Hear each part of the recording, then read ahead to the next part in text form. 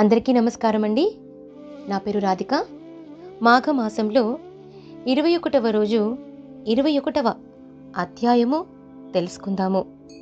వశిష్ఠుల వారు దిలీప మహారాజుకి మాఘమాసం యొక్క మహత్యమును ఇంకను ఇలా వివరిస్తున్నారు. 20వ అధ్యాయంలో మహాశివరాత్రి మహత్యమును వివరించారు. ఈరోజు దత్తాత్రేయుడు కార్తవీర్యార్జునకు ఏ విధంగా ఉపదేశమిచ్చాడు అనేటటువంటిది ఈ కథలో తెలుసుకుందాము. దత్తాత్రేయుడు బ్రహ్మ, విష్ణు, మహేశ్వరుల యొక్క అంశమున జన్మించినవాడు. అతడు కూడా లోక కళ్యాణం కొరకు ఘనకార్యములు చేసినాడు. త్రిమూర్తులు దత్తాత్రేయుని రూపమున జన్మించి ఉన్నారు.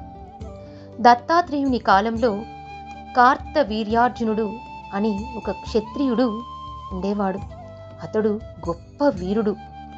మాహిష్మతి అను నగరమును రాజధానిగా చేసుకుని పాలించుచుండేవాడు. అతనికి గురువర్యులు దత్తాత్రేయుడు. ఒకనాడు దత్తాత్రేయుని ఆశ్రమమునకు కార్తవీర్యార్జునుడు వెళ్ళి నమస్కరించి, గురువర్యా, మీ అనుగ్రహం వలన అనేక విషయాలు తెలుసుకుని ఉంటిని. మాఘమాసం యొక్క మహత్యమును విని ఉండలేదు. కావున మాఘమాసం యొక్క విశిష్టతను గురించి, మాఘ స్నాన ఫలమును గురించి నాకు వివరించవలసినదిగా కోరుచున్నాను అని దత్తాత్రేయుని కోరెను. దత్తాత్రేయుడు కార్తవీర్యార్జుని కోరికను మన్నించి ఈ విధంగా వివరించారు. భూపాల, భరతఖండములోనున్న పుణ్యనదులకు సమానమైన నదులు ప్రపంచమందు ఎక్కడ కూడా లేవు. ఈ నదులలో ముఖ్యమైనవి 12. అందుచేతనే వీటికి పుష్కర ప్రవేశము కలుగుచున్నది. బృహస్పతి ఒక్కొక్క సంవత్సరము ఒక్కొక్క రాశియందు ఉన్నప్పుడు ఆయా నదులకు పుష్కరం ఆరంభమగును. కనుక అటువంటి నదులయందు స్నానము చేసి దాన పుణ్యములు ఆచరించిన ఎడల దాని వలన కలుగు ఫలమును వర్ణించుట నాకు కూడా సాధ్యము కాదు. అందులోనూ మాఘమాసమందు నదిలో స్నానము చేసిన గొప్ప ఫలితము కలుగుటయేగాక జన్మరాహిత్యము కలుగును. కనుక ఏ మానవుడైనను మాఘమాసములో నదీ స్నానం తప్పకుండా చేయవలెను. అటుల చేయని ఎడల ఆ మనుజుడు జన్మజన్మలందు తాను చేసుకున్న పాప ఫలమును అనుభవించక తప్పదు. మాఘమాసంలో సూర్యుడు మకర రాశి యందు ఉండగా మాఘ స్నానము చేసి ఒక సద్బ్రాహ్మణునకు దానధర్మములు చేసినచో పంచమహాపాతకములు చేసిన వాడైనను ముక్తి నొందగలడు అని దత్తాత్రేయుడు కార్తవీర్యార్జునకు ఈ విధంగా చెప్పుచున్నాడు. పూర్వకాలమున గంగానదీ తీరమునందు ఉత్తర భాగమున భాగ్యపురము అను ఒక పట్టణము కలదు. అందులో నివసించే ప్రజలు భాగ్యవంతులు.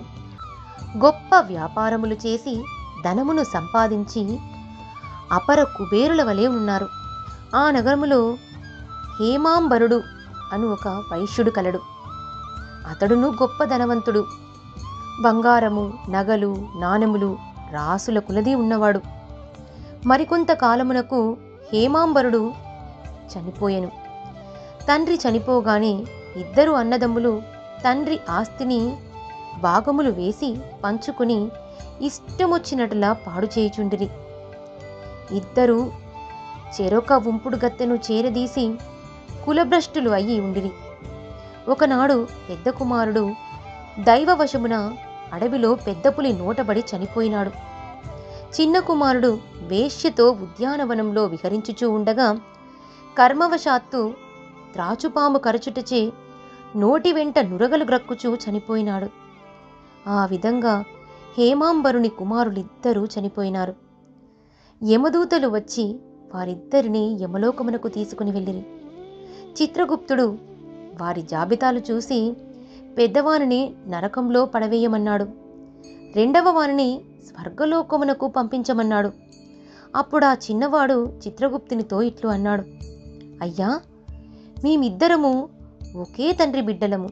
ఇద్దరము ఒకే విధంగానే పాపములు చేసి ఉన్నాము.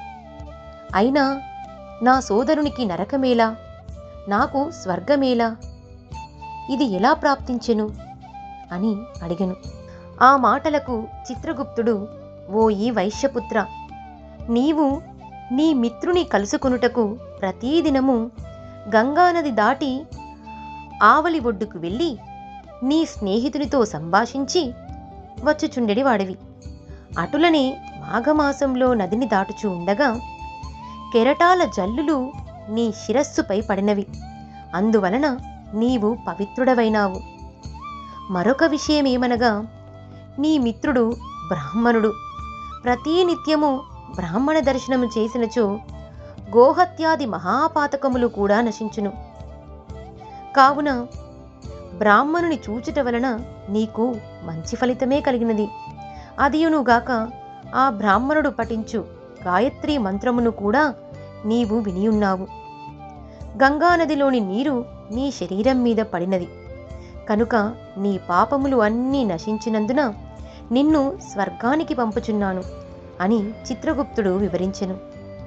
ఆహా, ఏమి నా భాగ్యము! గంగాజలము నా మీద పడినంత మాత్రముననే నాకింతటి మోక్షము కలిగినదా అని ఆ వైశ్యకుమారుడు ఎంతగానో సంతోషించి దేవతలతో కూడి స్వర్గలోకమునకు వెళ్ళిపోయెను. మాఘపురాణంలో 21వ అధ్యాయము పరిసమాప్తమైనది.